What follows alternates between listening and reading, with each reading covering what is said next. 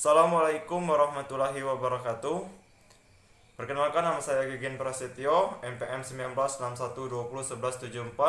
Di sini saya akan menjelaskan tugas mata kuliah Manajemen Lingkungan dan Sumber Daya Alam yang berjudul Manajemen Tata Kelola Sumber Daya Alam berbasis paradigma ekologi politik. Di sini saya akan membahas 5 pokok. Yang pertama, fenomena kutukan sumber daya alam.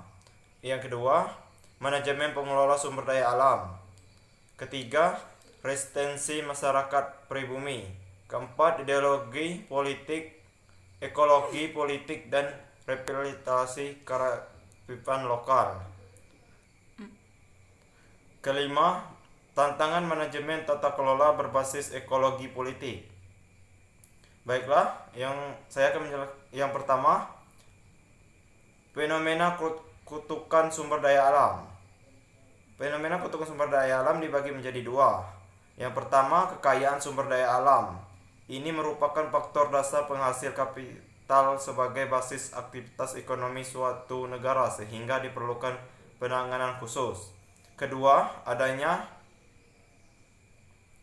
penanganan sumber daya alam tersebut dalam bentuk pendapatan, sehingga dalam hal ini kepemilikan akan kekuatan modal dan teknologi yang tinggi menjadi prioritas tertinggi dalam pengelolaan sumber daya alam. Stiglitz 2007. Yang pembahasan yang kedua, manajemen pengelolaan sumber daya alam tradisional. Pengelolaan sumber daya alam tradisional dibagi menjadi dua juga. Yang pertama, munculnya kepemilikan barang privat untuk menggantikan barang publik dalam manajemen pengelolaan sumber daya alam. Konsep kepemilikan publik sendiri dinilai tidak menguntungkan dari segi ekonomis dan tidak mendorong manusia untuk berekspresi secara bebas dalam beraktivitas ekonomi. Kepemilikan barang privat menciptakan perilaku konsumtif yang besar untuk memuaskan kebutuhan ekonomi masing-masing, sehingga menciptakan fenomena tragedi of the common dalam masyarakat. Tragedi of the. Yang kedua, berdirinya aparatus birokrasi pemerintah yang melegalkan dan mengizinkan adanya komersialisasi barang publik tersebut, dikarenakan pendapat negara adalah amatlah tergantung dari ekstraksi yang dihasilkan dari sumber daya alam privat, sangatlah erat berkaitan dengan global distortor maupun global instabilitas yang menekankan pada degarnisasi dalam aspek ekonomi. Endaryanta 2007. Pembahasan yang ketiga, resistensi masyarakat pribumi. Adapun tumbuh kembangnya gerakan ekopolisme ini sangatlah erat kaitannya dengan praktik pembangunisme yang secara berangsur-angsur mulai menggerogoti kekayaan alam untuk menciptakan pertumbuhan ekonomi. Pembahasan yang keempat, ideologi, ekologi, politik, dan revitalisasi kearifan lokal. Kajian ekologi politik sendiri diintroduksi dalam gagasan Ulrich Beck 1992 tentang masyarakat risiko.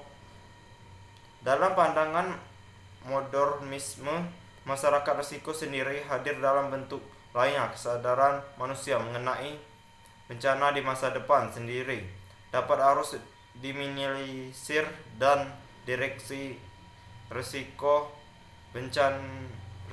destruktifnya terhadap kehidupan modern manusia.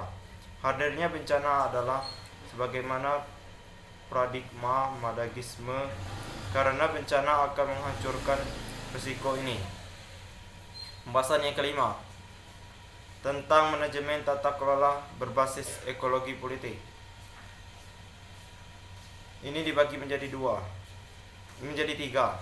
Yang pertama, pemerintahan dalam proses penyusunan kebijakan selama ini yang terdapat dalam agenda setting.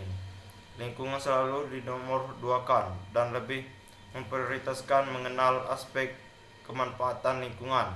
Adapun dokumen ADAL, analisis mengenai dampak lingkungan. Yang kedua, legal formal.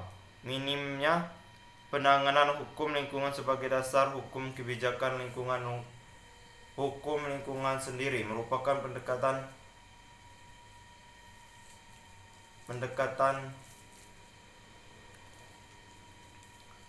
baiklah.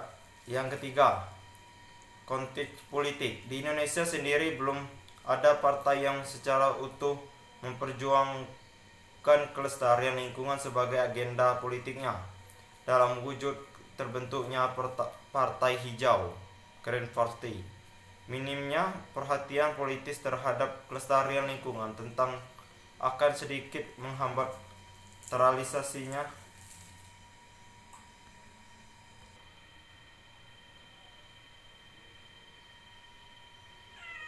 terrealisasinya pola manajemen pengelolaan sumber daya alam yang lebih berkeadilan bagi alam.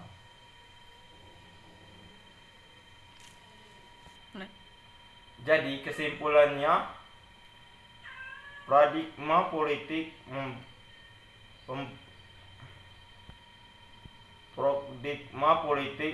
pembangunanisme yang menjadi dasar ideologis pola manajemen pengelolaan sumber daya alam tradisional telah menimbulkan dampak destruktif bagi kelestarian alam. Alam dipaksa secara terus-menerus untuk terus menghasilkan kekayaan alam bagi manusia tanpa ada timbal balik upaya manusia untuk mengembalikan kelestarian alam tersebut. Rusaknya alam yang kemudian diikuti dengan bencana alam menimbulkan kesadaran bagi manusia untuk mereparasi ulang manajemen pengelolaan sumber daya alam. Hadirnya perspektif ekologi, politik maupun paradigma alternatif dalam memusnahkan pola manajemen pengelolaan sumber daya alam dengan kembali mendeskripsikan realisasi alam dan manusia dalam derajat yang sama. Masyarakat juga hendak diberi peran sebagai aktor dalam pengelolaan sumber daya alam karena selama ini sering marginalkan oleh mesin ekonomi yang tak afirmatif. Masyarakat melalui kearifan lokal perlu untuk mendapatkan ruang politis sendiri dalam perumusan agenda kebijakan politik tentang kelestarian lingkungan maupun pengelolaan sumber daya alam. Meskipun terdapat berbagai tantangan yang menghambat prospek ekologi politik sebagai basis fundamental bagi manajemen pengelolaan sumber daya alam, alternatif dan pemberian ruang afirmasi politik bagi kearifan lokal dalam kebijakan pelestarian lingkungan. Optimisme harus tetap dijaga dengan saraya konsisten memperjuangkan keadilan politik bagi alam supaya bumi sebagai tempat tinggal manusia tetap lestari sepanjang masa.